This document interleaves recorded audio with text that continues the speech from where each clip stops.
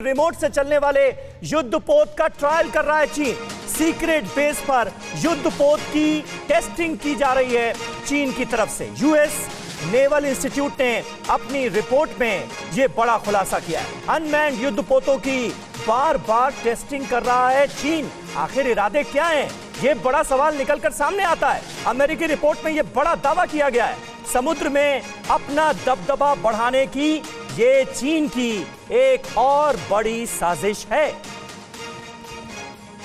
तो समंदर में चीन की ये डेडली साजिश है क्या, ये जरा जान लेते हैं, क्योंकि इसके बारे में जानकारी होना जरूरी है। और उसके बाद फिर अपने खास मेहमानों का हम एक बार फिर रुख करेंगे। आइए अब आपको समझाते हैं कि चीन आखिरकार कर क्या रहा है और उसकी ये करतूत क्यों और कैसे दुनिया के लिए बड़ा खतरा है, ये समझना जरूरी है। ये देखिए, समंदर में चीन की डेडली साजिश क्या है। चीन के पास दुनिया की सबसे बड़ी नौसेना मौजूद है, यह फैक्ट है, हकीकत है। रिमोट से चलने वाले युद्धपोत से समुद्र में चीन की ताकत कई गुना बढ़ जाएगी और इसीलिए इस ओर अब चीन आगे बढ़ता हुआ नजर आ रहा है। दो अनमैन्ड लड़ाकू युद्धपोत जिया ओपिंगदाओ पनडुब्बी बेस के पास नजर आए हैं, यह खुलासा हुआ है। तो अंदर ही अंदर देखिए अपने आप को कितना मजबूत करता हुआ नजर आ रहा है चीन, ताकि अपनी विस्तारवादी नीतियों को आगे बढ़ाने में उसे कोई परेशानी ना हो, कोई बड़ा देश उसे चुनौती ना दे पाए।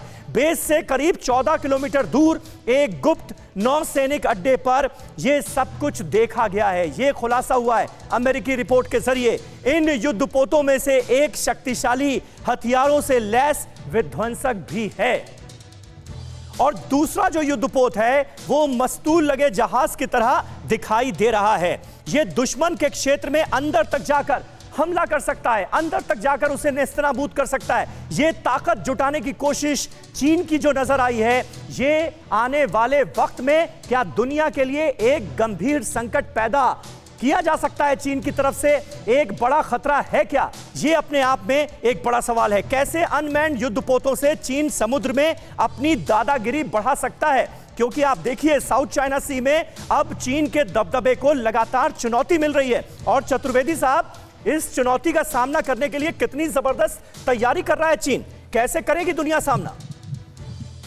बेसिकली मैं ये समझता हूँ ये सब काफी कुछ इसमें दिखावा भी है। अच्छा, चीन परसेप्शन बैटल लड़ता है, साइकोलॉजिकल वॉरफेयर में बहुत माहिर है, दूसरे को तमाम तरह की बंदर भभकी देता है और ये कहता है मैं आपको नास्त नाबूद कर दूंगा। लेकिन इसके साथ ये नहीं है कि हम लोगों को उसको बिल्कुल लाइटली लेना चाहिए। हाँ। हमने बहुत सतर्क रहना है और जो आज चीजें शुरू हुई हैं ये बहुत इंपॉर्टेंट है।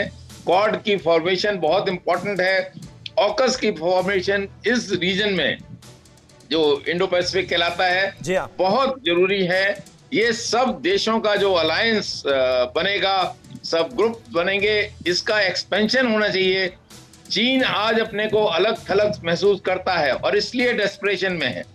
देखिए, क्वाड की जब फॉर्मेशन हुई किसी ने चीन से पूछा भी नहीं, ऑकस में किसी ने चीन से पूछा नहीं। आज पूरा विश्व भारत को चाहता है, भारत के साथ संबंध रखना चाहता है और चीन अपने आप को इग्नोर फील कर रहा है। और यही मैं समझता हूं ये कारण है, जैसा त्रिपाठी जी ने भी कहा था कि वो एक तरह से बिल्कुल लेफ्ट आउट हो गया है एक विश्व को जो डिसीजन मेकिंग बॉडी होती है उन बॉडी से, और अल्टीमेटली वो अपने आप को जब अलग थलग महसूस करेगा तो जरूर उसमें कुछ गलत करने की भी एक बिल्कुल सही आप कह रहे हैं। यही सारी वो नीतियां हैं चीन की जिसकी वजह से आज की तारीख में चीन तमाम जिम्मेदार मुल्कों से अलग थलग पड़ता हुआ नजर आ रहा है। और उसके साथ कौन से मुल्क खड़े नजर आते हैं? पाकिस्तान, अब अफगानिस्तान में तालिबान का शासन आने के बाद अफगानिस्तान और थोड़ा बहुत तुर्की, कुल मिलाकर ये स्थिति हो गई है चीन की। न्यूज़ टॉप 9 रोज सुबह 7 बजे और शाम 7 बजे सिर्फ TV9 भारतवर्ष पर।